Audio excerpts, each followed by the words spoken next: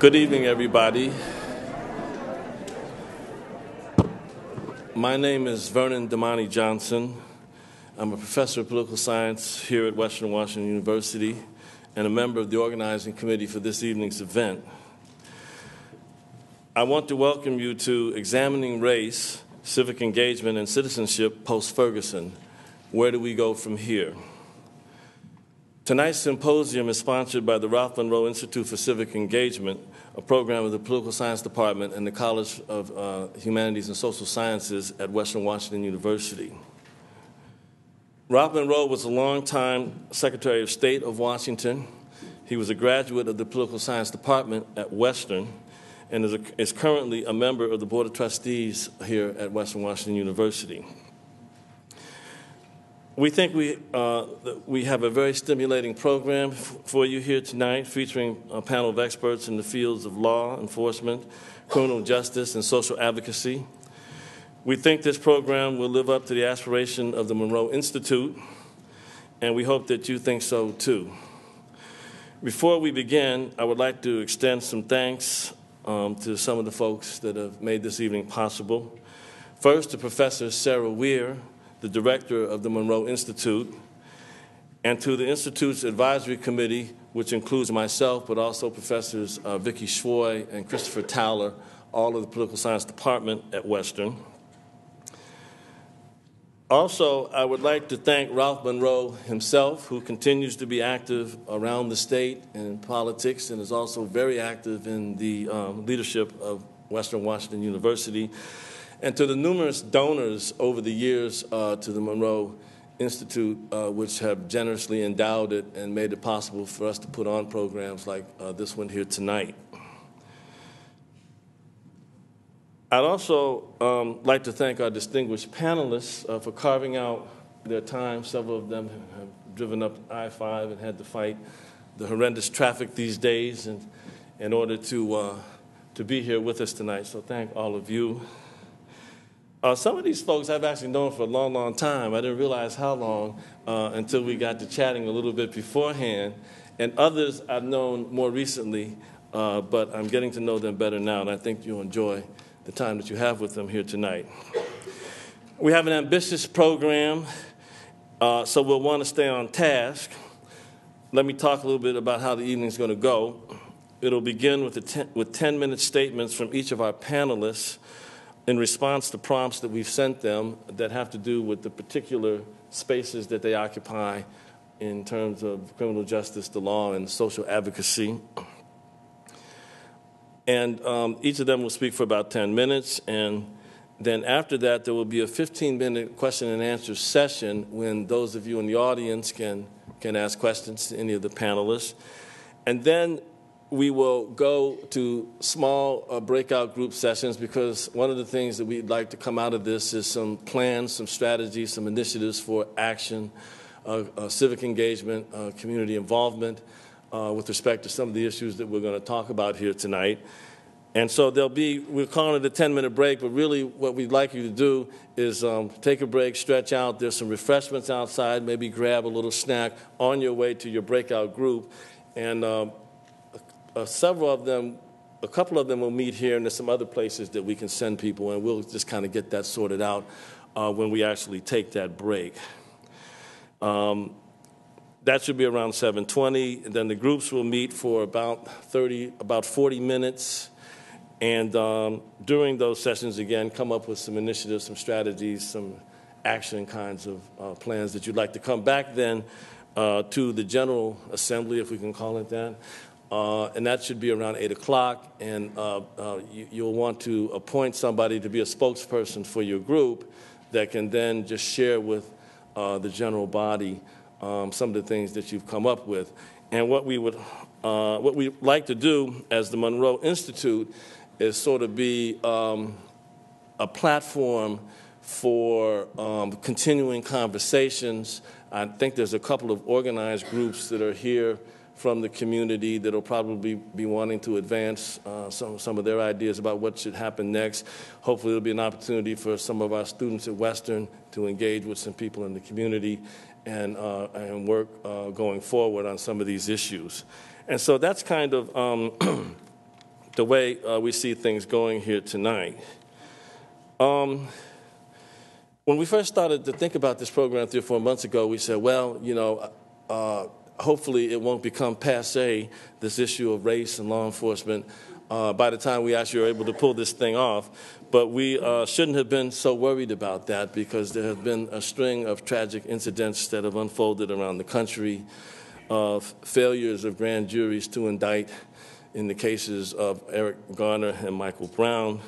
More recently, events have come closer to home with the shooting of Antonio Zambrano Montes, a Latino orchard worker who was killed by police in Pasco, Washington, when he was throwing rocks at them here recently. And even the nation's top cop, FBI Director James Comey, recently said that we are all a little bit racist. He was referring to all of our institutions, not just law enforcement. So it seems that the issue has not become passé. We hope that by the end of the evening we'll have contributed to the ongoing dialogue and offered avenues for involvement in long-term solutions to these pressing societal issues. And now let's move on to our distinguished panel of experts. And our first presenter is James Bible.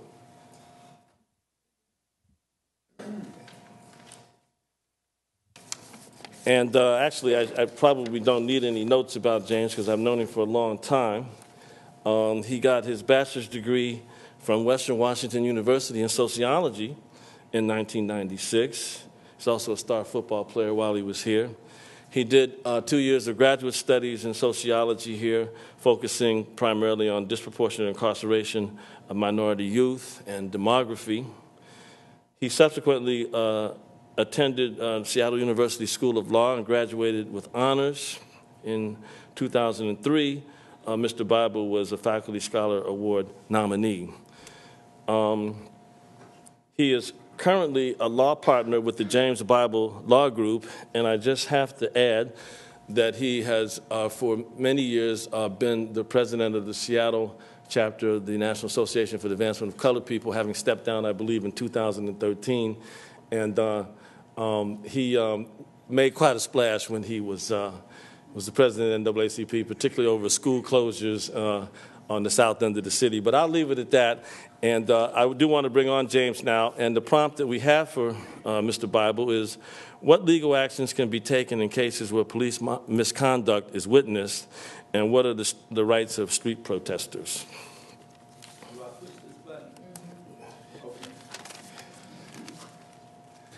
So now I sat in the middle thinking that just maybe the first would be over there or somewhere over there. My question is about legal action and what can be done in the event of police misconduct. We've talked about cases from so far away, thousands of miles, Ferguson, New York, down south. But before I get into legal action, I think that we all need to recognize that Ferguson is here. Ferguson is in Pasco, where an unarmed man was essentially executed in front of all of us that are willing to watch the video. Ferguson is in Seattle. Ferguson is in Bellingham. Ferguson is in Federal Way, where one of my clients was strangled for no reason while he was seeking to help somebody that was involved in a car accident. Ferguson is next door, and Ferguson is in all of us. What we sometimes lack is an actual accountability system, a system that is in place where officers are truly held accountable for their actions the same way anybody would be. There's a failure to prosecute. There's a failure to prosecute officers that violate our trust and violate the law. Now, part of that is legally based in this state in reference to state law. Another part of that involves making sure that you are just in a place where you're prepared to file charges, even if it's likely that you're going to lose. At this stage, I think that the biggest and most important thing that we can do is legislative change. I just got done speaking to the Attorney General's office 2 weeks ago, all Attorney Generals for the state of Washington. One of the things that I still do with the NAACP that I rarely mention is that I'm actually legal redress for Alaska, Oregon, and Washington still. So in speaking to the Attorney General's office, I advocated that they should be the body. The Washington State Attorney General's office should be the body that prosecutes officers and investigates their wrongdoing.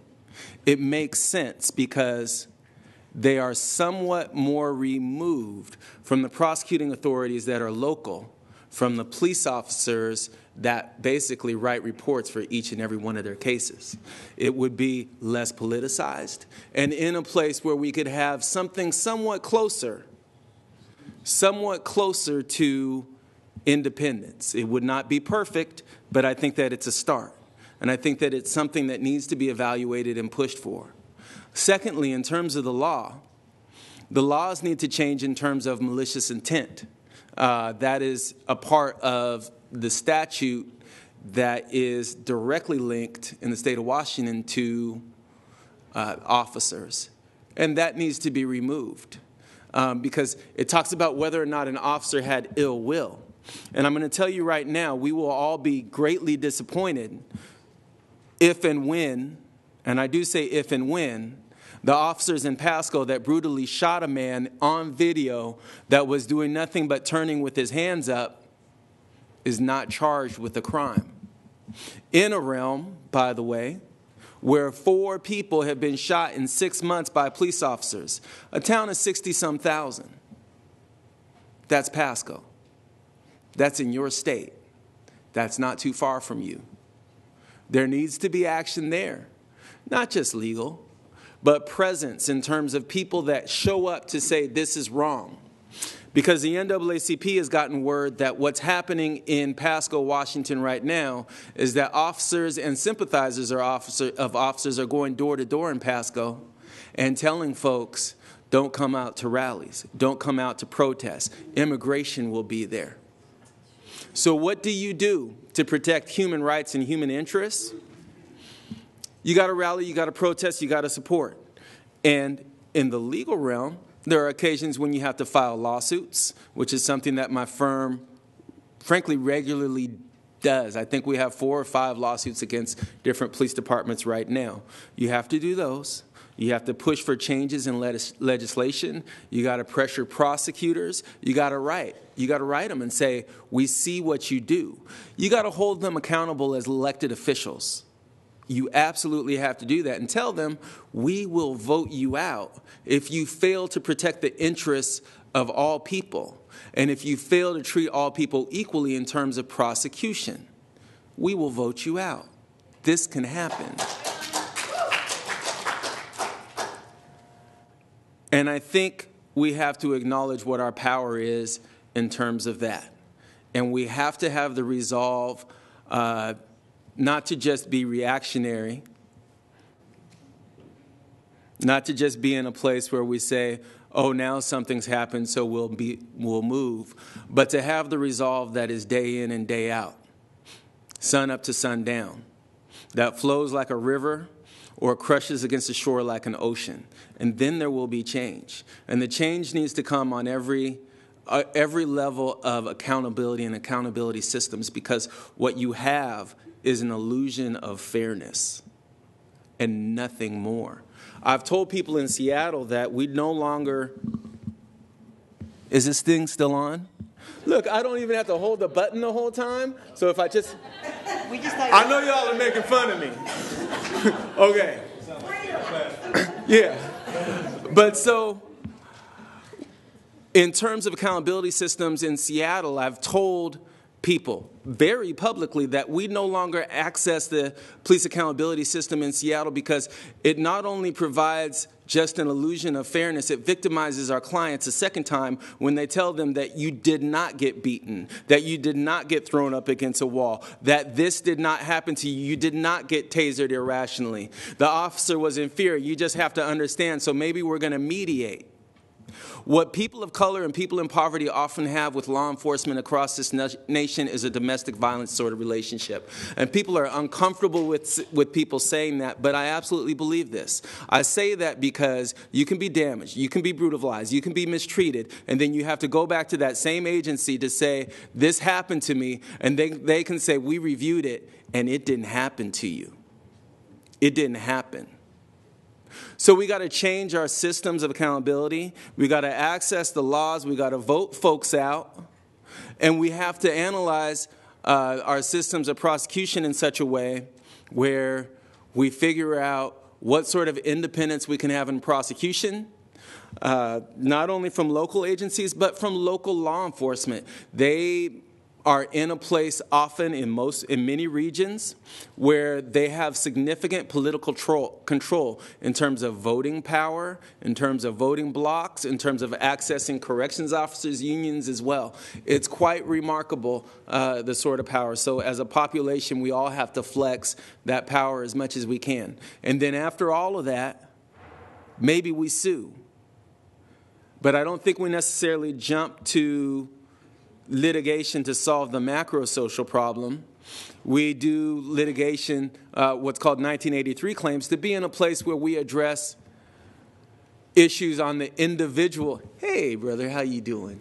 On the individual level, on the level where we at least force the system to acknowledge and pay attention to what has happened to a person, to a single person. And often it starts, in my realm, defending somebody who's accused of assaulting a police officer. I had an African-American female juvenile probation officer in King County who took the remarkable step of taking one of her children down to Sears and giving him school clothes through a voucher program. She dropped him off back in the Central District. After she dropped him off, 5 minutes later, a police officer had grabbed him. They reached into his bag and said that the clothes that he got, his first ever new school clothes that he got, were stolen. Never mind that they were 5 miles away from Sears. Never mind that he had it in an actual Sears bag. They made a decision. He couldn't possibly have afforded what he had. He called the one person that was on his side, the juvenile probation officer. She said, "I don't know why you've stopped him, but I can tell you that he did not steal the clothes. He did not steal the clothes that he had with him. I know this because I was there when we got it." And the officer said to him, "Well, he's being lippy," or said to the probation officer, "He's being lippy, so we're going to show him how we do it in the CD." Now, by the time she made it back up to that spot, showed the officer her badge, he was already in tears and being placed in the car. What she didn't know is that she was going to be placed in a car too. An officer came up to her and said, "You just obstructed justice. You just committed assault." We had to go all the way to trial with this lady with no criminal history, with this lady that was in a space where she was doing nothing more than a kid, with this lady that had always operated appropriately within the system as a juvenile probation officer. Thankfully, we won. Thankfully, we were in a place where we could turn around and sue. But the damage had been done to her in terms of her perception of the system and what she had to go through, because it should have stopped early. And the damage, even more importantly, had been done to that young man who started to learn that based on who he is, how he grew, the color of his skin, and where he was, he is deemed a criminal even if somebody has given him his first opportunity ever. That's why the laws need to change.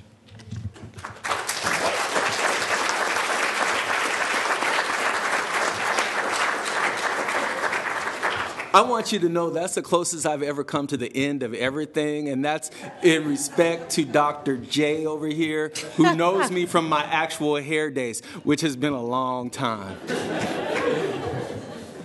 I can't add anything to that, but thank you so much, James. There we go. Am I on? Thank you, James. Our next presenter is Flo Simon. Flo has been a law enforcement officer for 25 years, all of them here in Bellingham.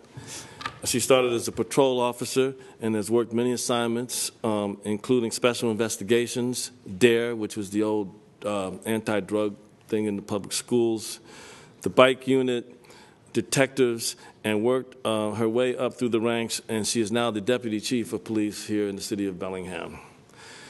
She's the first person of color and the first female to hold any rank in the Bellingham Police Department.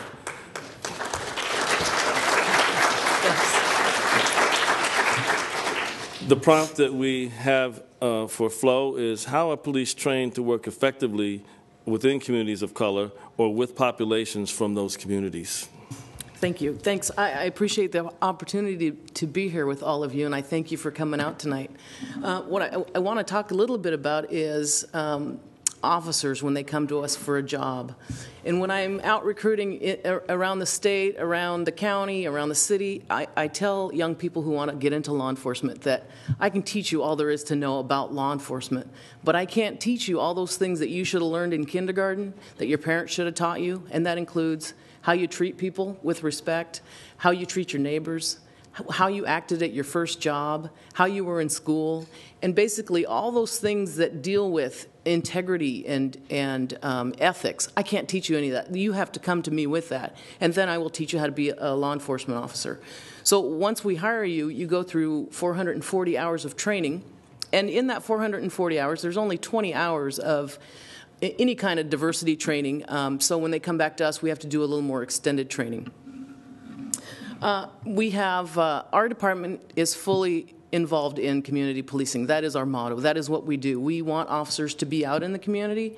We want them to experience different communities. And we even took that one step further and started a program many years ago when I was still a child in the police department. As Damani told you, I've been on 25 years, and I think we started the program about 23 years ago.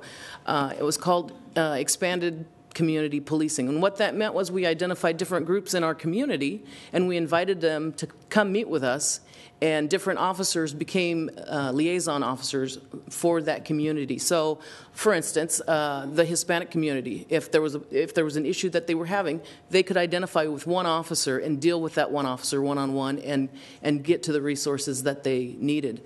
And that's been a pretty successful program for us. The other thing that we try to do is really have the demographics that our community has. The only section of our community that we have a hard time hiring that we have tried, and like I said, in 25 years, I think we've only had one person that was Native American but didn't stick with us. And so, we're represented on the Hispanic side, we're represented on the black side, we're Asian and Pacific Islanders. So we do try to encompass all the different groups that we serve and expose the officers to those different groups. When I first came to Bellingham, I came from Lacey in 1985 to go to Western. And I remember my dad calling me and saying, besides you, how many black people live up there in Bellingham? And so, over the last 29 years, I've seen the changes in Bellingham. And my first day on the job, I come into the patrol room, and there's a female officer who had grown up in Coopville. And if you've ever been in Coopville, you know that it's a pretty white community. And she just stared at me, and she said, I've never actually met a black person before. And she said, I'd really like to get to know you. I was like, I'm a person just like you. And so, in my years at the department, I've had many experiences like that. But at the same time, the city of Bellingham has bent over backwards to make sure that I was treated correctly when I got hired, because they were transitioning from a good old boy system to a new system where they were embracing diversity. And so they wanted to make sure that I had everything I needed. And we try to encourage our officers, again, to be out in the community and to get to know who they serve, to get out of their cars, to actually talk to people. And I think that we probably live in one of the best communities in Washington State. I wouldn't trade it for the world. I know we have our issues. Every city has their issues. But Bellingham is, I would say, one of the best places to live as far as the communities engaging and getting along with each other, and the police department being an open place for you to come and see what we do. We're very transparent, and I don't know. I've enjoyed the ride. I look forward to meeting you guys in the breakout sessions, and I actually look forward to answering some of your questions that you may have in the next hour or so. So thank you for being here.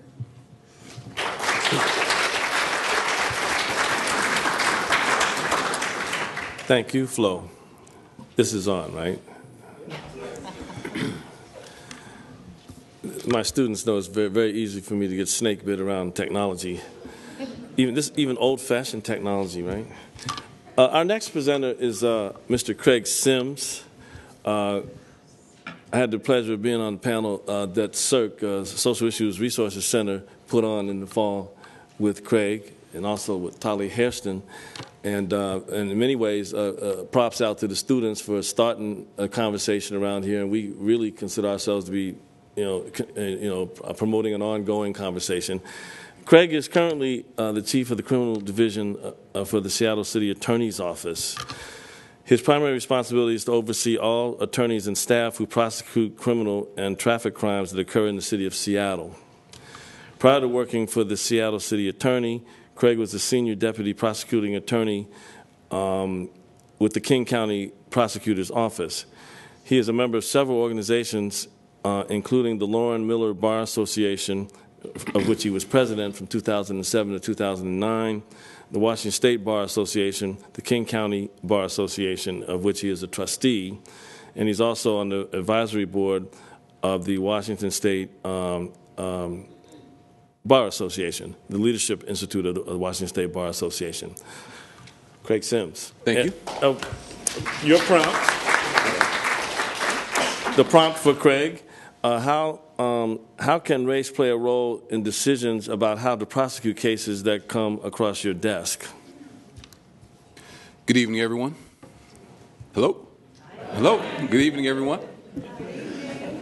First, I'd like to express gratitude for the invitation to be a part of this conversation and gratitude that my fellow panelists have allowed me to be a part of this panel with them. James, when I sat down next to him, said, "I'm bringing the panel down." To another level. We digress. I apologize. And I also want to take a moment of my time to acknowledge two fellow lawyers who are in the audience, Cynthia and Karen. Raise your hands, Cynthia and Karen. Hey, they came up from Seattle as well. So I appreciate you all being here, too. So before I get into responding to the prompt, I need to tell you a little bit about myself. So I first want to ask, is there anyone here that was a part of the conversation that we'd had a few months ago that Dr. Johnson referred to? Was anyone here for that conversation? A few people up top? Okay, I see you here. Okay. So I'm going to ask the same question to start off this conversation I did the last one. Do I have your permission to keep it real? I need your permission. Do I have your permission to keep it real? Bellingham, Washington, hello? I need your permission. Now that I have your permission, hold on a minute, okay? Now, we got to keep it very real here tonight. So, I'm a lawyer. I've been a prosecutor for 17-ish years or so. Who said wow? That's not that long ago. Okay? And so, with that being said, I've been a lawyer for 17 years, the first lawyer in my family, all the way down to the roots of my family tree. Although I've been a lawyer for 17 years, for 42 years, I've been a black man. Okay, so we're going to keep this, we're keeping it real now. We're going to keep it very real. With a bow tie. With a bow tie. And don't let this bow tie fool you. I'm from the south side of Chicago. Okay, so don't think anything otherwise. And so now, with that being said, as I shared with the folks the last time I was here in Bellingham, and I have to say this and start off this way so you understand the perspective in which I come from and that I bring to this conversation. So I have 3 children, 2 boys and one girl. And when I was 21 years old, I attended a leadership conference. And at that conference, we were told that we need to have a motto for our life. And everything that we do and every decision that we make, both professionally and personally, needs to be consistent with that motto. And so at that time, I was 21 years old, and my oldest son was born. He was but a few months at that time. And I decided, after a day or two of contemplation, that my motto was at that time, and it continues to be to this very day, as follows. I am preparing my children for the world while preparing the world for my children. I'm preparing my children for the world while preparing the world for my children.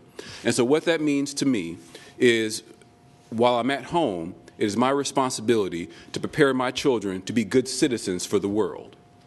And when I go outside of my home and when I approach my job as a lawyer as a prosecutor and as the chief prosecutor for the city of Seattle, it is important to me, and it's my role and responsibility, consistent with my motto, to make sure that the world is the best place that it can be, in as great a condition as it can be for my 3 children. Specifically, if I can for a moment, specifically the best that it can be for my 2 sons, who are black men who are entering the world every day. Now, with that backdrop, let me take a step back, and I want to reframe the prompt, if I may, and I think it's something that James will appreciate as well. Does race play a role in the criminal justice system? So I'm going to reframe it a little bit. And the answer, I can tell you firsthand, as a lawyer and as a black man, absolutely. Is there racism within the criminal justice system? Absolutely. Is there racism in the system of law enforcement? Absolutely. Now, with that being said, let me take a step back, and let's make a distinction between individual acts of racism and the systemic institutional racism. Now, by me making those statements earlier on and confirming that there's racism in all of those systems, I'm not suggesting in any way, shape, or form that every individual that's a part of any of those systems are pure individual racists. But what I am more than suggesting, but stating as a matter of fact, based upon my own personal knowledge, is that there are racist policies and racist actions that take place within those systems. Okay, now I'm keeping it very real as the chief prosecutor for the city. I think I have a little credibility in saying that. Okay, is this too real for you all? Is this too real? Right? Okay, not real enough? Okay, wait a minute. Okay.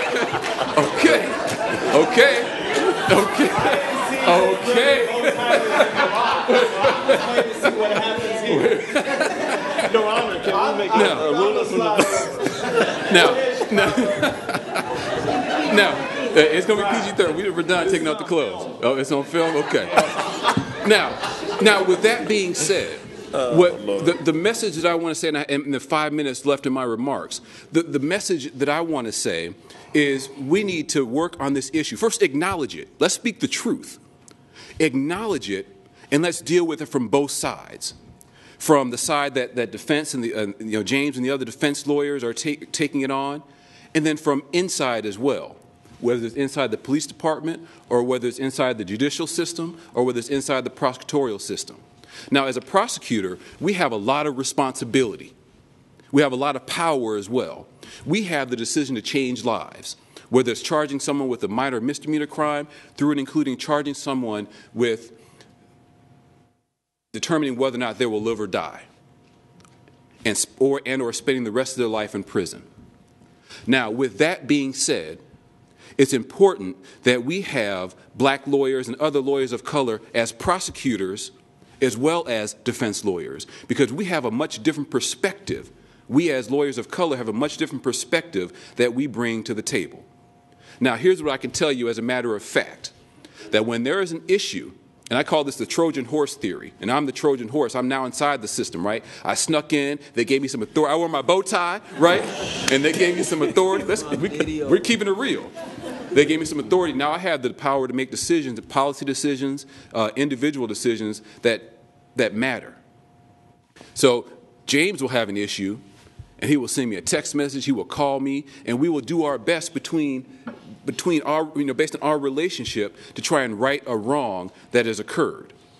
But it first has to happen with folks on both sides, and there are men and women of goodwill on both sides of the table, in defense, on the prosecutor side, as well as in law enforcement and the judiciary.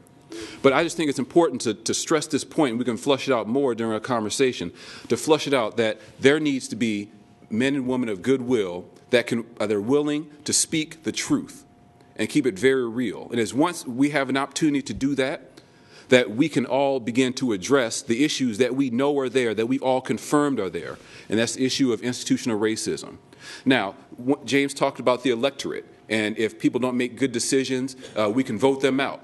That is absolutely right, and you should not in any way minimize your power in doing that.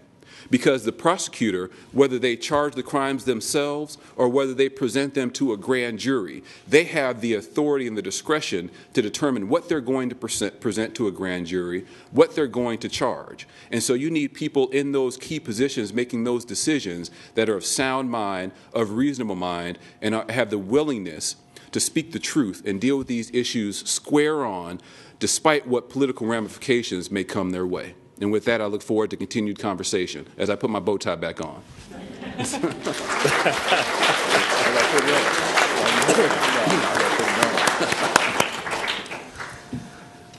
Thank you very much, Craig. Our next presenter is Veronica Galvan. I've known her longer than anybody up here. She started Western. I've been here for 29 years, and she started Western the year after I got here, back in 1987, we just realized. And you did sit in my classroom. And she had something to do with the creation of the Ethnic Student Center at Western. Let me just say that, so some of y'all who are ethnic student-centered people, I won't go into the details of what took place, but it was social action. It was a sit-in. I just found out about it. So all you protesters, you can still go to law school and become a judge. Yeah, and you can go to good law school. She went to UW, where she excelled. She grew up as a farm worker in the Yakima Valley. She has a lot of stuff here, but I will say that she was appointed to the bench for the first time in 2001. And in 2007, she was appointed to the Des Moines Municipal Court in South King County, where she served with distinction, earning the Juez Excepcional Award from the Latino Bar Association of Washington in 2014. And just recently, in December, Governor Jay Inslee appointed Judge Galvan to the King County Superior Court. Why don't I just leave it there and let her hold forth? And the question that we gave for her, which I think she's going to also want to massage a little bit, is can you explain how an issue of racial discrimination might come before you as a judge and what prerogatives you have in such cases? I'm going to piggyback on what Mr. Sims was talking about. Since you're all willing to keep it real, I'm not going to ask for permission. I'm going to instead hope to beg forgiveness later on. Let me begin with this. There is this inherent tension being a person of color working within a system that I must acknowledge as a person who loves justice has been complicit in perpetuating institutionalized racism and beyond that, systemic racism. For those of us who don't understand what those differences are, I like to put it this way. Each institution has some underpinnings that are inherently racist. This is based upon our history. You can't have a history like ours and not have some of that continue to be part of the mortar that built this country. It's impossible. Systemic racism is those intersections between institutions. So we have law enforcement as a system, as an institution. We have the prosecutor's office as an institution. We have the court as an institution. But systemically, as a justice system, there's also that structure that has those racist underpinnings. So we have to recognize that these things exist. And I say this because as a court, I have to acknowledge that I am now part of a system that, again, has historically allowed this to occur. And how can we allow this to occur is often a question philosophically that I ask myself. We go to a court in the hopes of seeking justice, but we have to acknowledge that throughout our history, the courts have often been on the wrong side of it.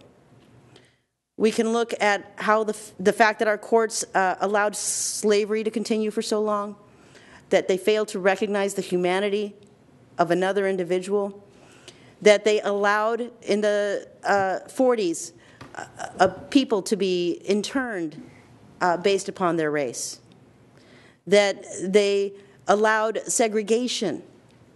Yet at the same time, our courts have been the venue where we have sought redress for so many wrongs.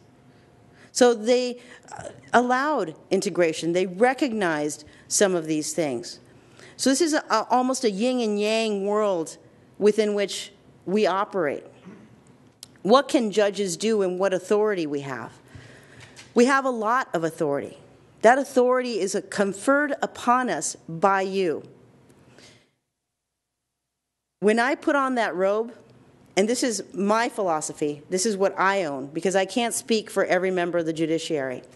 That robe to me confers authority, but is ultimately a mantle of service. It is a mantle of service to a principle of justice. That doesn't mean that I should have to worry about whether I need to be courageous enough to make a decision that's just and right. It may not be popular. And therein lies some of the rub as well. We judges are also elected. But how many of you know anything about the people that you voted into these offices? Think about that. The rules don't allow us to talk about a lot of things that are not inherent to the justice system, and that's fine. We shouldn't be giving opinions about things or issues that may appear before this. Absolutely. But yet, we want judges to essentially be involved in a political process, and I fear politicizing the judiciary will take away its independence. If you look at issues across the world, and you look at countries that are having issues, one thing they lack is a judiciary that's independent, that is not forced into decisions by an executive branch, that is not forced into decisions, despite the pressures by a legislative branch, but that truly makes those decisions based upon justice. I'm going to give you an example of an incident in which I made that decision. As a municipal court judge, a presiding judge in a single court in a very small town, I had a case come before me in which officers had stopped an individual. The individual was stopped in a neighborhood. The officer actually wrote in his police report that the car did not belong. Ergo, the person did not belong. When they came up to the person and asked for ID, etc., the individual had warrants. This was an individual who happened to have committed violent crimes and had crimes for violence. No doubt about it. But the fact of the matter is that police officers do not get to dictate who gets to be on the public roadways of our cities or our towns or our counties. That is not the job that they're there to effectuate. So I dismissed the case. I dismissed the case, finding no probable cause. And it should have ended there, except for the police department was outraged at my daring. So they insisted that they wanted to appeal the case. I thought I was being nice by doing it orally and not actually putting it in writing, but now that they wanted to appeal, I was forced to put it in writing. So now I basically put in writing that the officers determined that the car did not belong, ergo the defendant, that there was no basis for this. And now there's a finding in writing that this police department acted improperly. They ended up not appealing it after I put it down in writing, ironically. But people asked me about that, and I said, yes, he was a violent person. Yes, all these things happened. But the fact of the matter is that initial act was wrong. And this is what justice is about. We have to do it in the way, we have to live the spirit of the Constitution. And frankly, to some extent, the letter. I used to think that the Constitution as a foundation for our country was flawed because I thought of it as a foundation. But now I think of our Constitution more as a loom. And with the warp of our beliefs and the weft of our principles, I think that we can weave a better and brighter future. But it's going to take your engagement and communities holding us accountable and asking us to honor those principles. Thank you.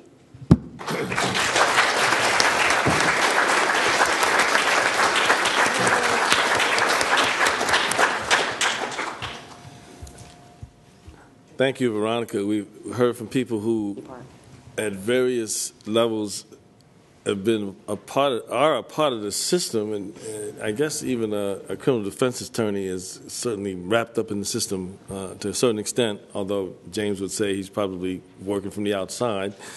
But now... I would not. They are absolutely wrapped in the system, and sometimes they're responsible for the disproportionalities as well, because they look at their clients and they decide that they're guilty, and they don't advocate for them strongly enough based on what they look like. Yeah. That does happen. So sometimes defense attorneys are responsible too. Sorry. No, it's all right. It's all right. Own it. As long as it's tight. His bow tie is back. I'm just trying to keep it real. Next, we have a couple of folks who come at it from careers. I'm calling it social advocacy, social justice work, civil society work for some of you people around the academy. And first we have Tali Hairston. Tali was born and raised in Seattle's Rainier Valley and a graduate of Seattle Public Schools. He is the founding director of the John M. Perkins Center for Reconciliation, Leadership Training, and Community Development at Seattle Pacific University. He is a student of the life and legacy of John M. Perkins, who is a civil rights activist who's still with us, isn't he? Yes. In the South back in the day, and is still with us.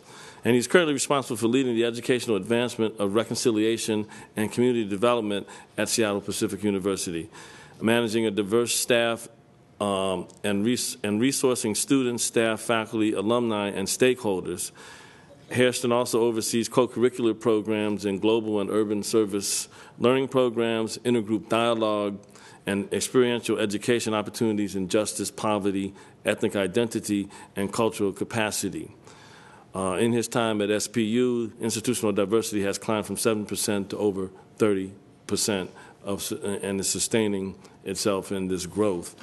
The question we have for Tali is how do structural disparities and racialized stereotypes get mediated through the justice system? And I think we've changed that, maybe, but you'll handle it.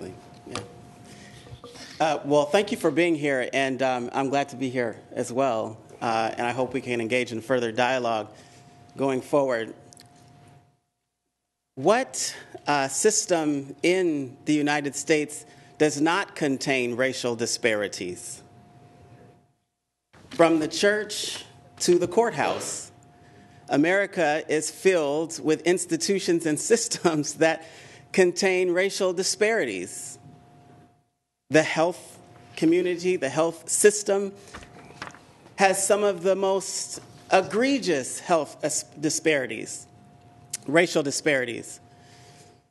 We have a narrative, a racialized narrative in the United States that if we haven't figured out how the house was built, my question is, how do we know how to dismantle the house?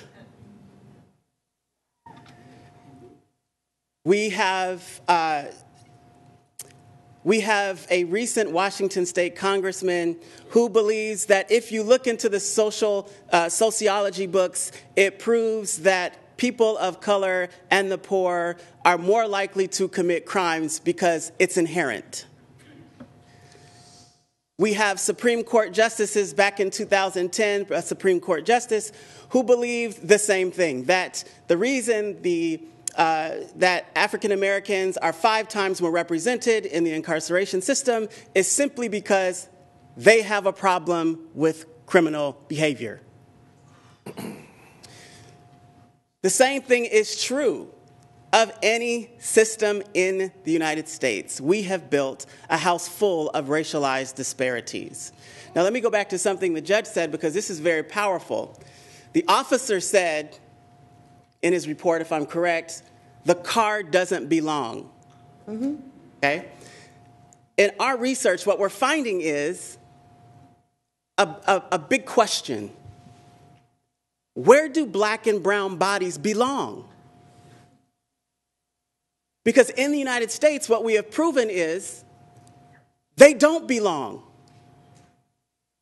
Anytime a people's story is not represented in a system, their bodies, their physical bodies, go through trauma on a daily basis.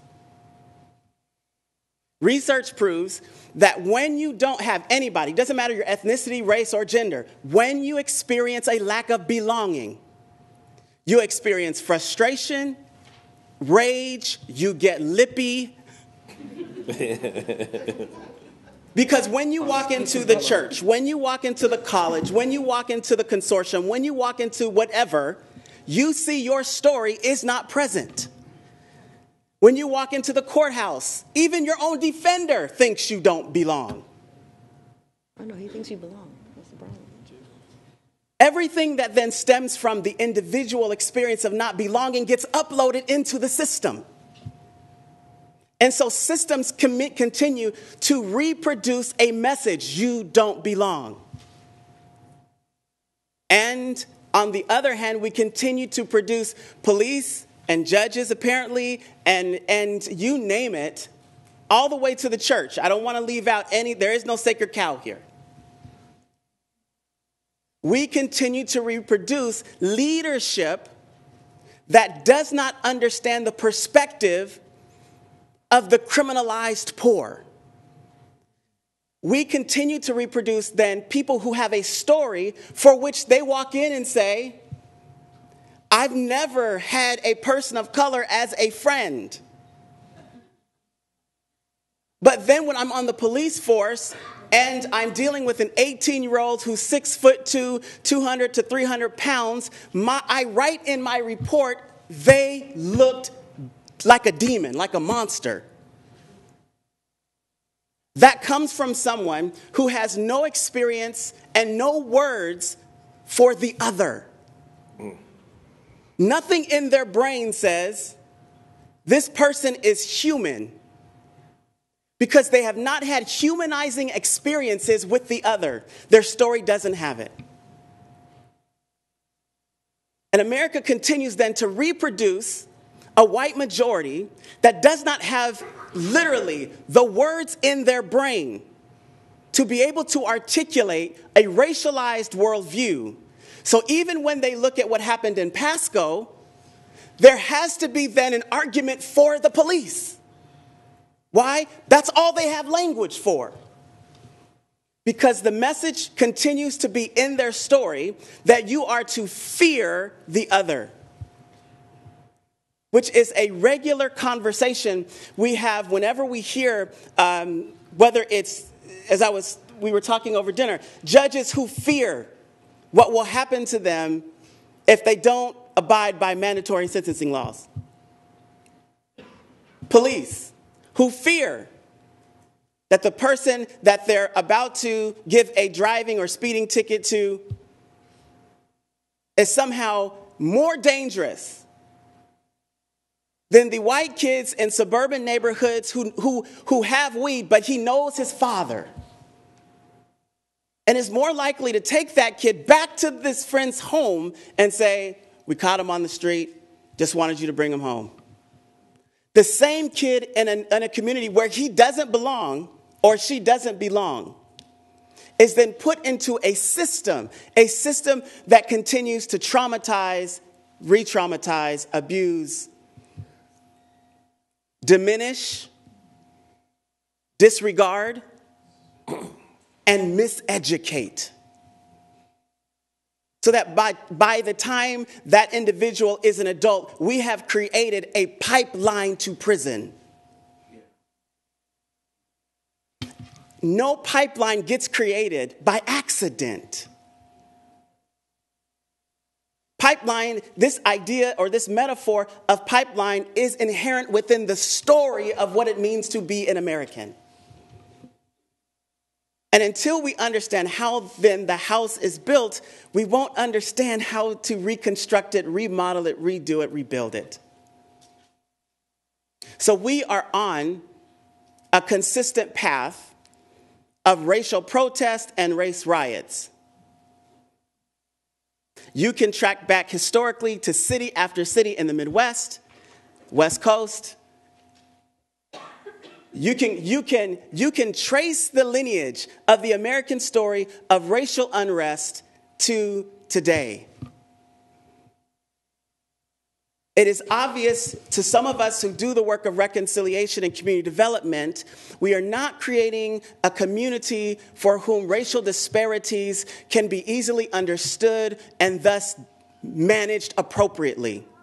We are reproducing racial disparities. Today, King County Juvenile, City of Seattle, 8% of African American boys represented in the general population, 42% in the juvenile detention center. Either you believe the individual boys have a propensity to crime, or you believe we are reproducing a system of racial disparities. We have now moved to criminalizing the poor, and we're using the justice system as a for-profit entity. And we have now moved into legalizing, making illegal and creating laws that allow for immigrants to be incarcerated without any due process. We are creating 25 years from now another story, another system, another disparity. We are using a for-profit mass incarceration system the same way South Africa used apartheid. We are using a mass incarceration for-profit system to make it profitable to be the largest country for incarceration in the Western world. And as a democracy, in closing, let me ask this question. Do we want that?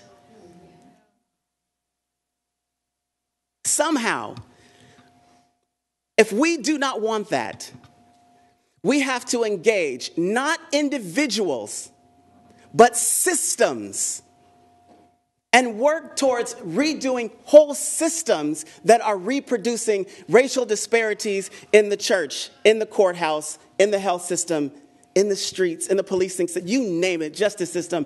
We can't do this anymore. You will not be able to tax wealthy people enough to build jail cells for everyone you are trying to incarcerate once you move into making mass incarceration a for-profit venture that includes immigrants. You cannot do it. Thank you very much.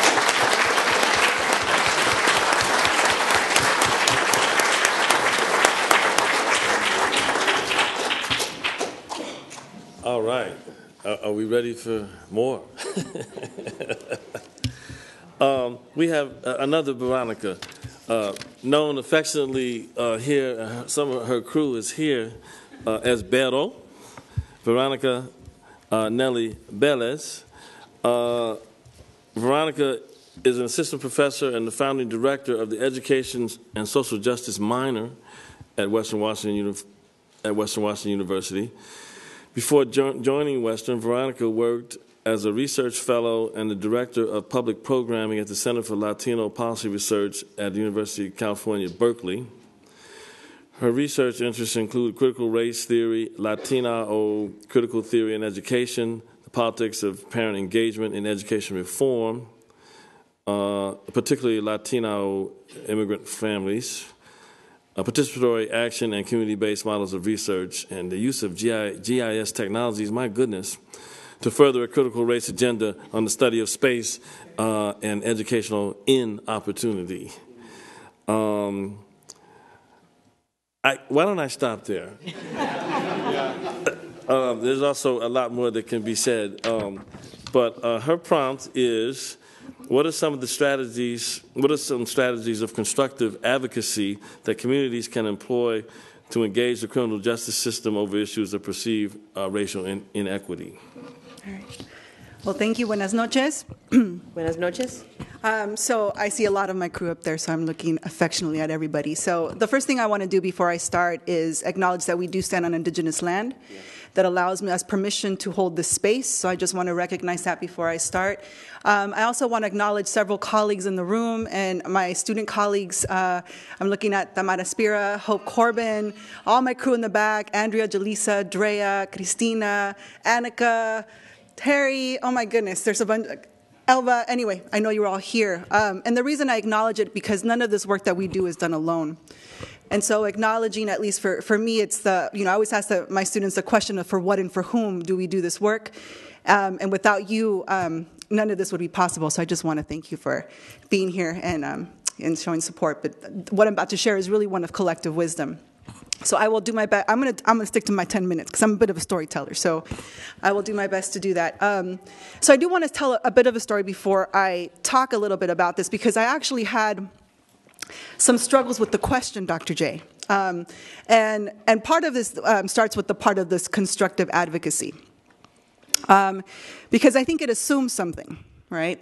It assumes that there is some advocacy that's not constructive. And what does that look like? And I'm going to share a story about that, because when a few years back in 2006, I was involved in a lot of immigrant rights based organizing out in Los Angeles. I'm from Pasadena, California. And I was involved with an organization there, and we were part of organizing a lot of the marches that were going on in support of what was happening at the time with, looking at, SB 1070, 1060 out of Arizona, and also some of the stuff that was going on locally in our communities. And I remember being in MacArthur Park. I don't know if you know about what happened in MacArthur Park in 2006, right? And I was there organizing with several I've worked mostly with Latina immigrant mothers out in Los Angeles. And as we had organized a pretty peaceful demonstration in March. And I remember within seconds, that march turned real quick and became very violent. There was an order to disperse the crowd. For a lot of our families who do not speak English and could not understand the message that was being sent from helicopters and from police, the police moved in very quickly. And all I remember, I still had these images sort of stamped in my mind of families using their bodies to shield their children. And I have these memories of the rubber bullets, going through the crowd, and having this moment when the police moved in, and I was pinned in one of they had a lot of television and news stations there, and I was pinned to the wires of one of the tent, and in front of me was a mother and her child, and the police were pushing on both ends of the tent, and I just had this memory of the police asking me to move, and I couldn't move because if I moved, I would trample this child, and I refused to move, and I ended up being shoved to the ground and later arrested for that moment.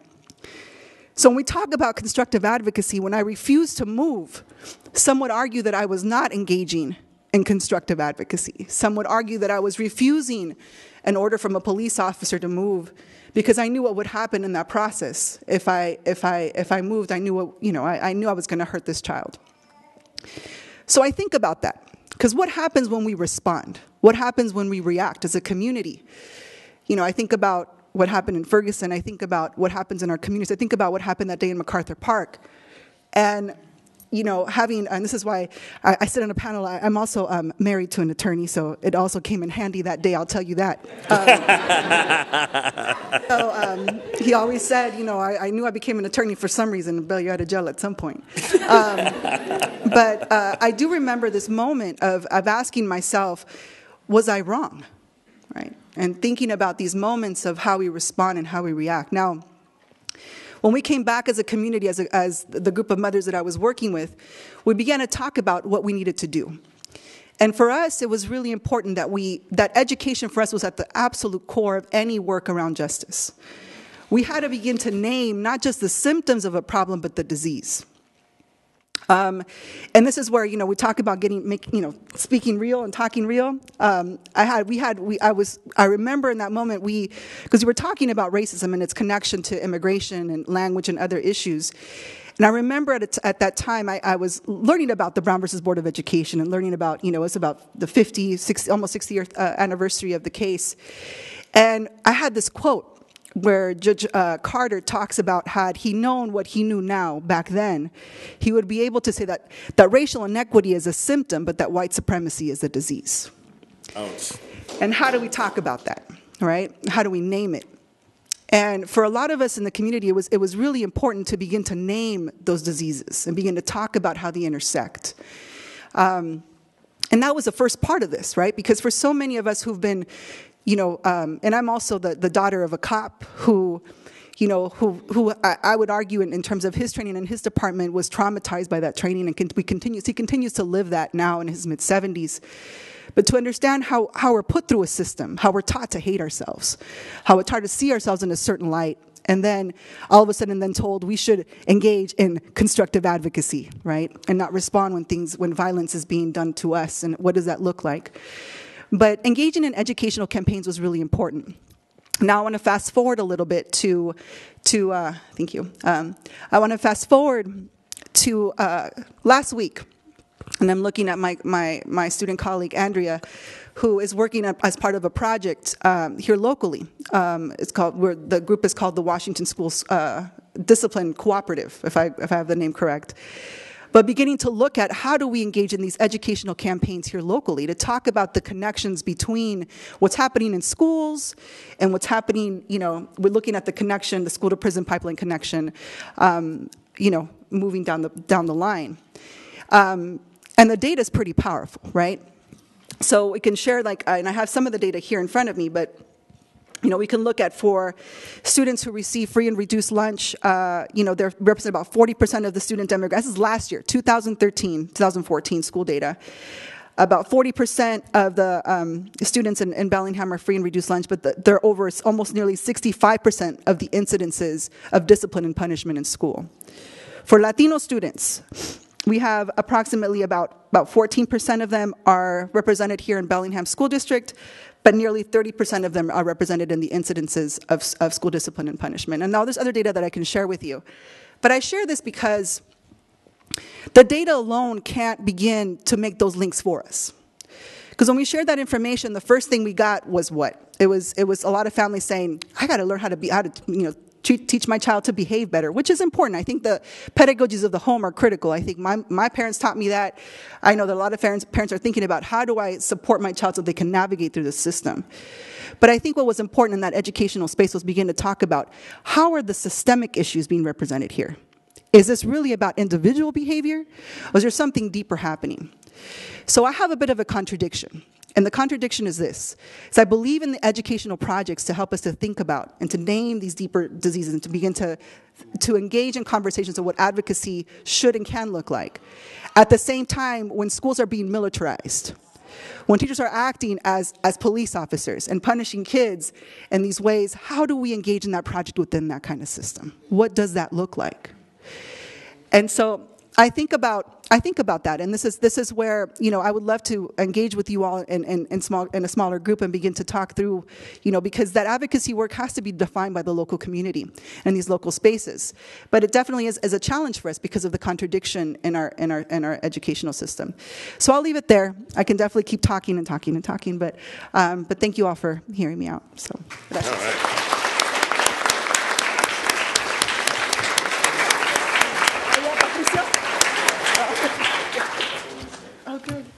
Well, this first portion of the program has now come to a close. We're a little bit off, mainly because I talked too long at the beginning. But I think we want to just take really just a smaller break as possible, maybe even 5 minutes. It's 7:17 now. And the breakout groups, I think we can put up to 4 right here. Sorry? Oh, thank you. Thank you. Like we could have had a demonstration of some constructive advocacy. I guess that's what that was. Yes. All right. Q&A, and I think yes. And I think Chris. So how are we doing this now? Does anybody have any questions that they would like to ask the panel as a whole? So, Chris.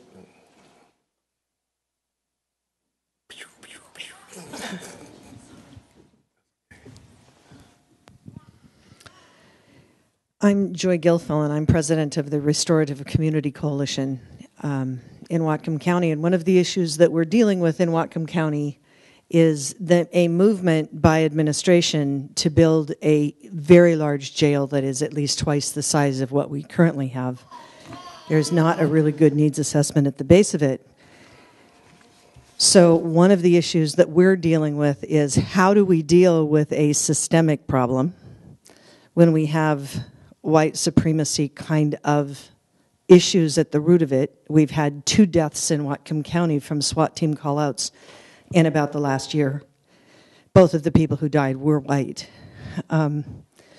We do have some very deep problems, and we need to actually confront them, but we want to do it from a progressive standpoint. How in the world do you take on an entire government that is not listening to alternatives, is not listening to what we can do economically to change it? How do we do it in a system where poverty is a big problem? Thank you. And this is just to the panel in general.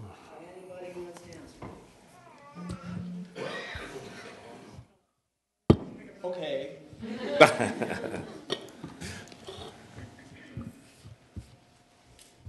I think that you address all issues with consistency and with a plan, and being prepared to not back down, and being prepared to face the fire, and being prepared to sound a little crazy to folks.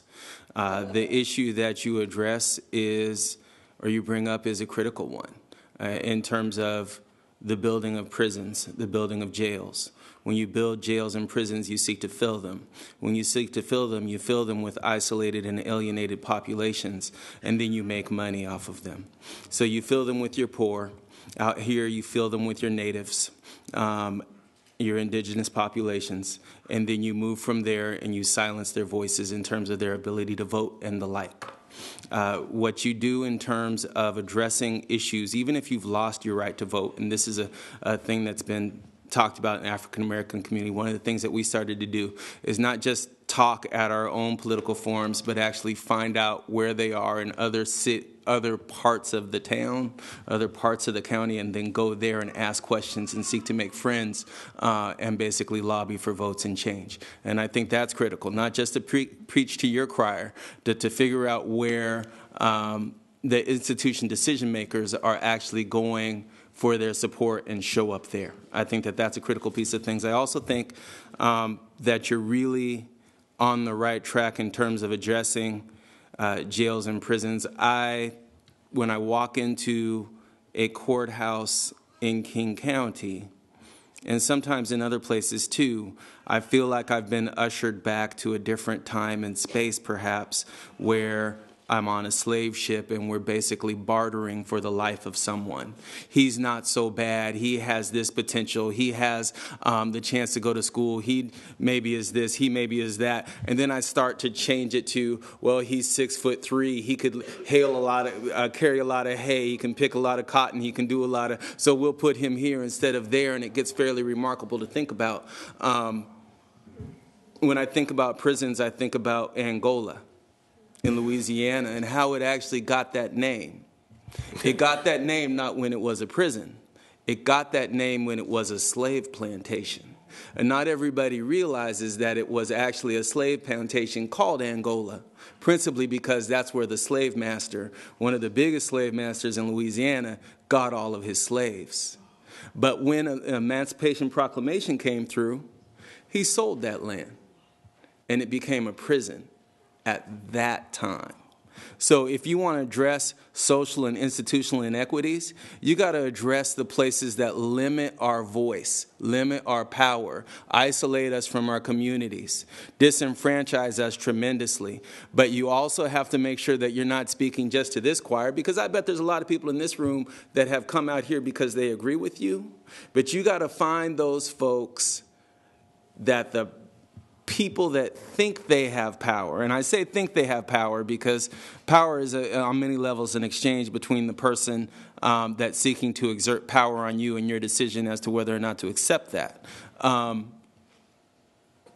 Go to those spaces, lobby that population, and have strategic questions that are asked, and you will have a better chance. And then if and when that jail is built, make sure that there are other programs, that there are other things, that it's culturally sensitive, that it's in a place where it is actually a powerful change agent. Because perhaps you can turn the jail after it's built into some form of community center and say, we no longer need incarceration, this is what we need. If we truly want to address the issues of crime, which inevitably come back to issues pertaining to poverty, social inequity, and more than anything, social control. And I guess I always take a bigger picture view, probably because of what I do. But I think that we have to acknowledge fundamentally that there are realities. There are individuals who do bad things, and how we deal with those crimes has to be addressed. So in terms of this jail, when you're looking at it, there's certain questions that obviously need to be answered. As we look at all our infrastructure, whether it's roads or anything else, things need to be replaced. They need to be remodeled. So that issue has to be addressed as well. There has to be a recognition that we have to have some, whether you want to call it an institution, some way to do things. What do we do with the people that commit heinous crimes? I mean, I imagine we need to do something. There has to be that acknowledgement. But I think I agree in terms of what we want this place to be. Are we a society that believes in rehabilitation and forgiveness? Is this going to provide assistance not just to the people that are there, but to their families who are on the outside, perhaps, who now have lost somebody? Are we going to have a different place that has adequate facilities for people who are suffering, who engage in criminal behavior but actually suffer from mental health issues? Our jails are becoming our dumping grounds for much larger societal problems that other systems are not being granted the funding to address. And the criminal justice system is to address criminal justice. We understand that there are social ills that lead into this, but a lot of individuals shouldn't be in a jail because the underlying issues are deeper. They're health issues such as addiction, which is a health issue, and we need to look at it as a health issue. There's mental health. These are not criminal acts or behaviors, and we keep on treating them. Treating what used to be administrative sanctions in schools have now become criminal behaviors. And it becomes a self-fulfilling prophecy. That's what we've created because we build it and they will come. And this is not Field of Dreams.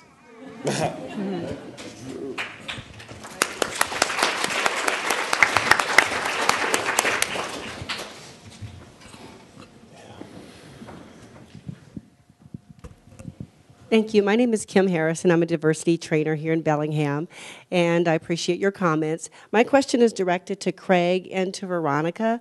Because you're in the criminal justice system, how difficult is it for you to reconcile your culture with your job?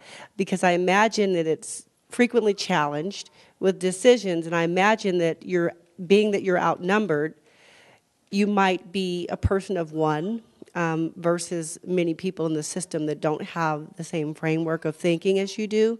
So I'm just curious that how you do that on a day-to-day basis, because I feel like it might be difficult as you're trying to hold all this on your shoulders and represent from a diverse perspective. Does that make sense? Yes, it does. Okay. There's always a tension, as I said earlier. There's always that tension. As I've said before, I'm the wife of one brown man and the mother of another. So I inherently understand the tension, and it would be irresponsible of me to pretend that these issues do not exist as I raise a young man of color in this society. By that same token, we all need alliances. Individuals of color are not the only one who should be holding this banner. We need allies. And we need allies from all walks of life.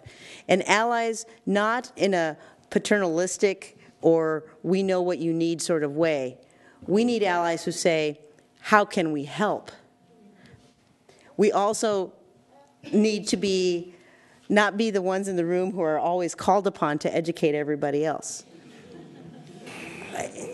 There's things I don't know. I do not speak for every Latino person in the world. And yet, I am so cognizant of the fact that I don't have the privilege of just representing myself. That I, as a judicial officer, if I do something wrong, they're like, well, we tried having a Latina judge that one time. It didn't work out so well. My own mistakes are not mine. They somehow become a part and parcel of everybody who looks like me, which is a big burden to bear. So, but these, being aware of my privileges, being aware of my oppressions, but as well as acknowledging the oppression and the privilege of others, I think I want to be aware of my own privileges as much as I want others to acknowledge my oppressions. But and I think within that framework, there's learning. But it is not an easy task. But it is a task that I have agreed to undertake for the good, to make the world a better place for my children, as Craig said, to prepare the world for them. Because I think that that's a duty that we have. But the way that the Americas came into being, the colonization has not ended. Our education system has colonized and continues to colonize our minds and will continue to do so if we do not decide to reach out, learn for ourselves, and teach others. Mm-hmm.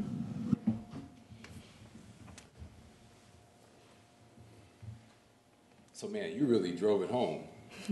You weren't supposed to keep it real. Only we were supposed to keep it real. There goes the bow tie again. When you asked that question, I had an initial response right here in my gut, because you got to the core of what I've been holding on to for years. And so in being a prosecutor, a black prosecutor at that, there are very few of us in this country. And if you give me about 20 minutes, I can probably name about half of them in this country. And then in my job now, I'm the first in the city of Seattle to hold the position that I have now. And so I feel a great deal of responsibility, not only to the general community, because I represent the city of Seattle, but also to my family and to my ethnic community as well. In terms of now there's someone on the inside that James can call when there's an issue, right? And he does and says really crazy things on occasion, though they are not irrational. I just say they're crazy because they're different. And he gets heat for that, too. And I think that should be mentioned as well in terms of where he finds himself. And thank you for that. Especially for acknowledging that you say some crazy things, as you do. But not irrational. But with that being said, it's very lonely. But, and Cynthia can attest to this, and Karen as well, my job now is to open up the doors and opportunities for other people that have similar stories to me, to give them opportunities to be now a part of this system, so that we have some people on the inside with diverse perspectives, diverse backgrounds, diverse ways of thought. And so that's what I see my role as being now. Now, I've been talked about by folks in my community as well. How can you be a sellout? You're putting your own people in jail, X, Y, and Z. And you know what? For a while, that weighed on me. Until this one time, a very quick, short story. So there was a case that came across my desk where this young black man with no criminal history, he was arrested and put in jail for fighting a police officer. Now, I read the report, and essentially what happened is the police officer stopped this kid for no reason, no good reason, and eventually things escalated to where the officer tried to spray pepper spray in the kid's eyes, and the kid ended up turning the pepper spray, and he ended up spraying his own face, the officer. And so it was interesting, but things escalated, and to the point where other officers came and they ended up beating this kid up before they put him in jail. Now the case came across my desk, and I recognized what was going on, and so I'm getting to my point right now, to my role and responsibility and how I deal with the tension. And when I saw the case, and I knew that there was more to it than what I'm reading in this report, I called the defense lawyer, whom I knew, and I called him and said, what I want to do is this. I know there's a number of things going on with this case, and he further explained the defense. And I said, here's what I want to do. I want to have an opportunity to talk to your kid, talk to your client. And I want to talk to him about sort of his responsibility in all of this, and how it got to where he's at. And ultimately, the police officer could have killed him very easily. So the defense attorney absolutely agreed. They came to my office. It was a defense attorney, the young man's mother, grandmother, auntie, father, and everyone else. Okay? Now and so Karen can attest, she knows I do things like this. So they came to my office, and I had a conversation, a very real conversation with him. And I talked to him about sort of, here's some of the things that you did wrong. But even though the officer was in the wrong, let's talk about how you could have reacted differently, because you could have very well been killed. And his entire family was supportive of the conversation that I was having with this young man. Now, ultimately, instead of prison time, we reduced the case, because he had to accept responsibility, we reduced the case to where he simply had to serve some community service hours, and eventually it'll be dismissed off of his record. I took heat from the police department about that, but with that being said, I saw my role and responsibility to have a conversation with that young man, not to burden him with felony criminal history and going to prison, so he can, save himself for the future. And so once I had that opportunity, then I realized that, man, I have an awesome responsibility, an awesome position and platform of which to serve my community. And that's how I deal with the tension of being the person who I am within the system. That's why somebody's got to be inside. We probably only have time for a couple more questions, and please don't make a speech, just ask a question, and then we can process a couple more. I'm no disrespect, Uh-oh, that's the wrong guy. I promise to keep it really short. Let's keep this one real now. He's going to keep it a lawyerly short. No, I'm going to keep it to a real short. Two stories that haunt me in my practice. They're both very short, that I want to ask the folks in the judicial system for how to deal with it, because they still bother me. We did a series of cases in York, Pennsylvania, which is one of the most segregated towns I've ever seen. It's described as Alabama between Philly and Pittsburgh. We did some cases that we lost for anti-Nazi demonstrators. The attorney who was local to us described a story that he had experienced. He had a black South African client who had just immigrated, who was in on a minor misdemeanor, and they walk into the courthouse. The bailiffs are white, the judges are white, the lawyers are white, the cops are white. All the defendants are black and Latino. And he looks around and says, "Where's the court for the white people?" And the attorney worked with said, "You're looking at it." Second one is Seattle Muni. We had a case in front of a judge from a demonstration, Asian American guy, third generation, who was arrested for a misdemeanor, was taking a plea, and a judge who's still sitting in Seattle Muni, who I won't name, asked him, "Where are you from?" He said, "I was born in Seattle." "Where are your parents from?" "Seattle." "Where are your grandparents from?" "Japan." And gave him twice the sentence of the other folks. I should have filed a bar grievance, and I still regret the fact that I didn't. But I was so shocked that this would happen here. And my question is, what do we do about it when it's a sitting judge with the power to do that and get away with it? File a complaint with the Commission on Judicial Conduct. Seriously, those are investigated. They will look at the record, and there have been judges who've been reprimanded for essentially asking what irrelevant questions are. Where a person is from is completely irrelevant. I can tell you in my own experience, there are times that I wish I was surprised, because I have this idea that people who serve a system of justice have a certain philosophy about what they serve, and it's different. But in Des Moines, at Des Moines Municipal, I was the sole judge, and I started a Spanish court. So I speak Spanish fluently. It's the only Spanish court in the state of Washington where people could come if they had an infraction, and they could tell me why they were speeding. I would ask them why they were speeding, and they'd tell me why they were speeding in Spanish, you know. And I had colleagues who were adamant that I was somehow closing court, that I wasn't having an open court policy because people who came in to watch court wouldn't be able to understand. To which I responded, so what you're saying is that an English-speaking person in the audience has a greater right to understand the proceedings than the persons before me. And they basically said, yes, because this is America. So I am not surprised. I wish I was. But there is a process. Number one, CJC complaint.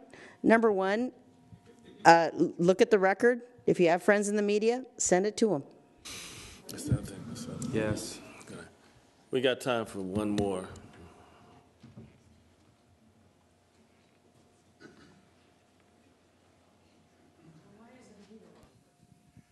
This is more or less an observation. In Whatcom County, the third or fourth dominant language here is Punjabi. The Punjabi folks have come from the Canadian border, and that language has become a dominant language within the school systems. During 9/11, the Punjabi, I would say, mosque was put upon by the folks in the county, almost like trying to take out Frankenstein with torches and stuff like that. The community came together, a knowledgeable community came together with heart and stood outside that building, as they stood outside the Jewish buildings, as they stood outside the mosques in our county, and dared people to say no more. At the same token, some of the oldest people here, who go back 5,000, 8,000 years here, the indigenous folks here, are suffering still today from the trauma that their grandparents have gone through. And just this past Friday, I was at a showing of the human rights movies that was showing a woman who is my age, in her 60s, 70s, who at 7 years old was part of the Oklahoma civil rights sit-ins. She was talking that when she was 7 years old, she had folks tutor her on Gandhiism, on how to be passive, how to deal with the situation. And it was her peer group that did this, people who were, she was 7, people who were in their teens, people who were in their 20s. As I look around us in the tribal villages here, in our tribal res, I see young men here, young women, who are struggling for that kind of identity. But by the same token, it's their parents and their grandparents who have gone through that same trauma. I know that me as the black person, have seen that trauma, but I've also seen the healing.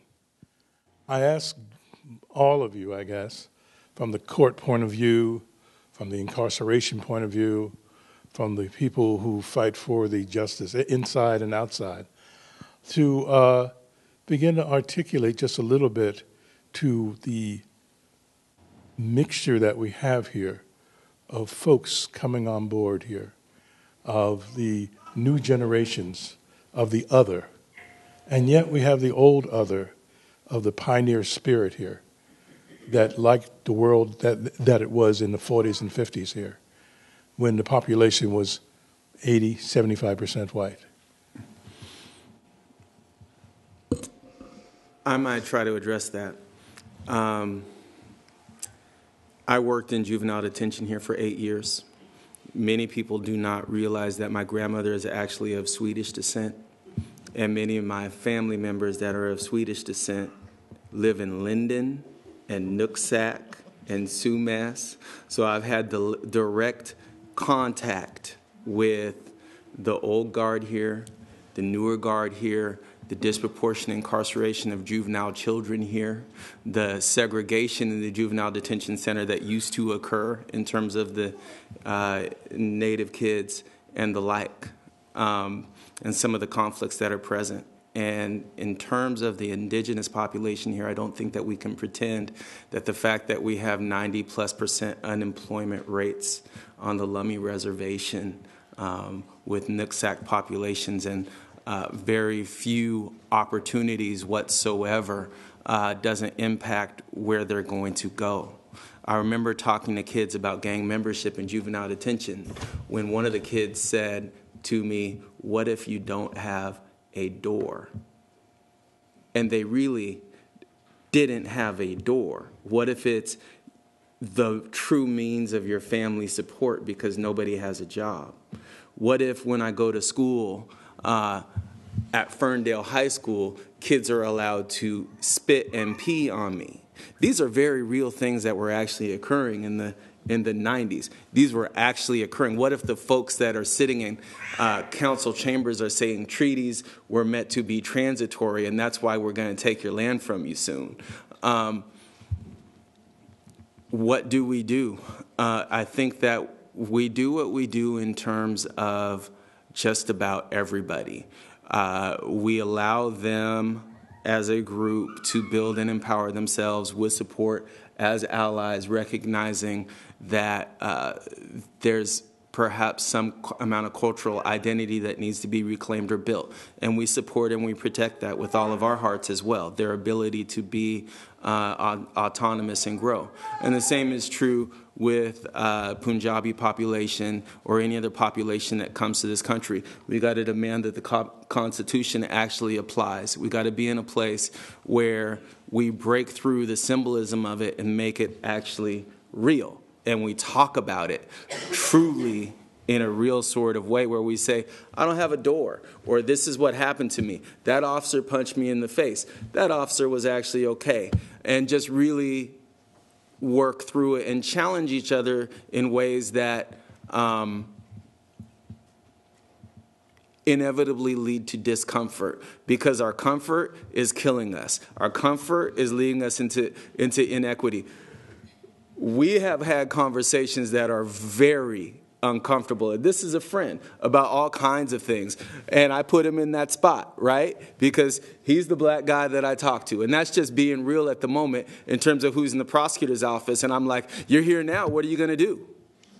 Right? This is what happened. What are you going to do? You know, and he has to balance that. And I know he has to balance that between the law and what he knows happens on street corners and what can be proven and what can't be disproven. And we have to be surgical about all of that when we unpack it.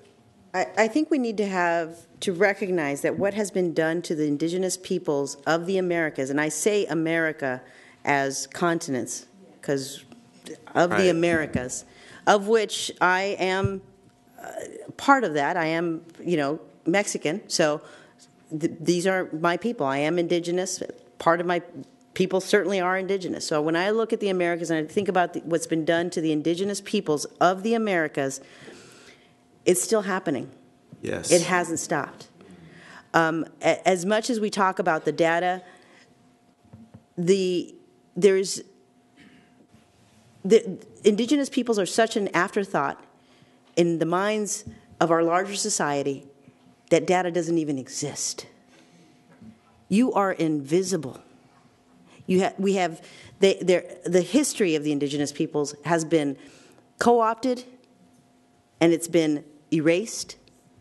And when you erase identity, you erase humanity. And the trauma has not ended. If you think that that trauma is not continued to this day, we are sadly mistaken. And when we talk about these things, it doesn't mean that, a lot of people say, well, it wasn't me. I wasn't there. I wasn't even born when these things happened. We get that. But I have to acknowledge, again, I'm part of a system, so how am I going to make sure that I'm not complicit with these things? So it's not about whether we were part of it. It's about whether we continue to be complicit in it by failing to acknowledge its existence and by failing to move forward in a different manner. If we condone it through our silence or perpetuate it through our ignorance, we become part of the problem. And yes, it is us. Amen. Can I add one point to this? I think in order to, that we have to deconstruct this us versus them rationale in order to move towards what we call trauma healing. In part because as long as white people don't get it, and that's the narrative, they're never going to be allies. Until we raise resources to begin to pull allies in, educate them, make them a part of the solution and not just a part of the problem, we will continue to alienate people who carry a lot of wealth, resources, time, and opportunity. And at some point, we have to deconstruct us versus them and change the language. Change the very vocabulary we're using around how we in America move forward.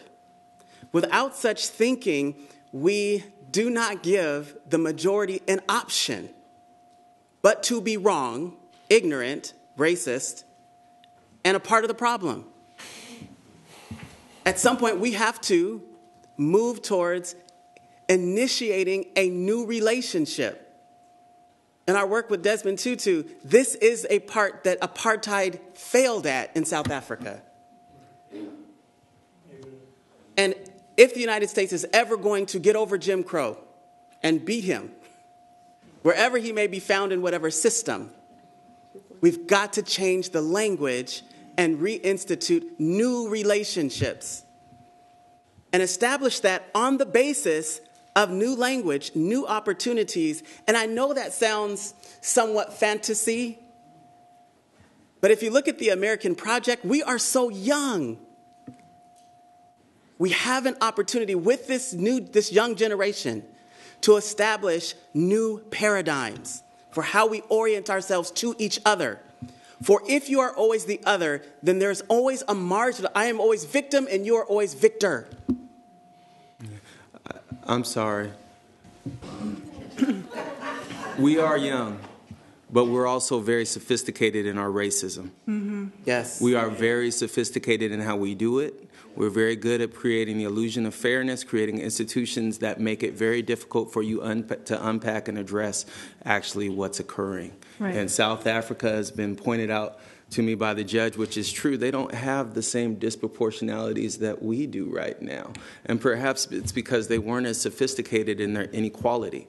They just said it, and they kept it that way. And it made it something that could be articulable. And that's part of the difficulty that we have in this society right here, is it's so hard to articulate because we have all these rules that are supposed to be fair, that are supposed to create equity, that are supposed to apply to all people, but any system is only as good as the sum of its parts. And our sums are faulty. And we got to figure out how we deal with those particular sums as well. So the individual impacts the macro social, the large scale, in such a way where we maintain these nasty institutions. And I call them nasty, even though their principles on surface often are admirable. Mm-hmm. And that's the place that we happen to be in here. And that's why when you tell somebody something about our systems and our institutions, you sound crazy. Mm-hmm. I want everybody to pay attention to the Supreme Court decisions this year. Yeah. There's a decision right now pending before the Supreme Court that is essentially what's the Citizens United of the judiciary, where the Supreme Court's going to decide whether judges, us, should be allowed to directly solicit money from donors. Yeah. I want you to think about that for a minute. So soak it up and think about it. The legitimacy of our decisions carry no weight and no authority if the perceptions of you, the people we serve, are that we are for sale. And then ask yourself if minority populations can afford to buy judges. I mean, just very seriously. In Seattle, the median income for black people is something like 29 or 30, and for white people, it's somewhere like 90. That is real. That is inequality. That is racism. That allows for disproportionate treatment by police officers who decide, oh, you must not belong here because how in the world did you get that car? I've been stopped for that before. You couldn't possibly have this car. How do you have this car? I'm going to ask you for 45 minutes in the middle of the night how you got this car.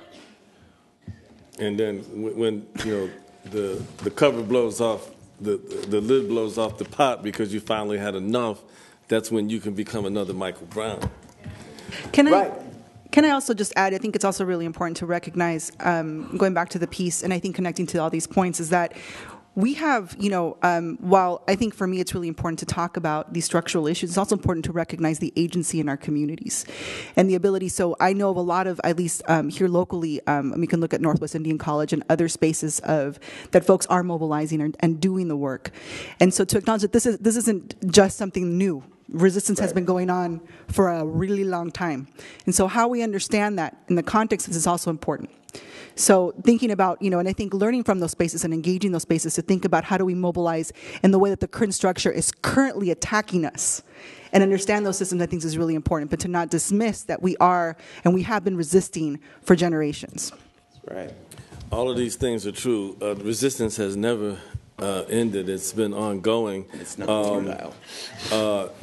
What James had to say about the level of sophistication and the rationality with which the rules are trotted out in this system, and the way things happen along racial lines when the language of race is never in the regs and in the rules, is exactly right. In spite of that, I just want to actually close this section of the evening with acknowledging what Tali had to say, because in spite of all of that, we still have to change this conversation, and it can't just be us, them, because all y'all have to be part of any solutions that we're going to arrive at.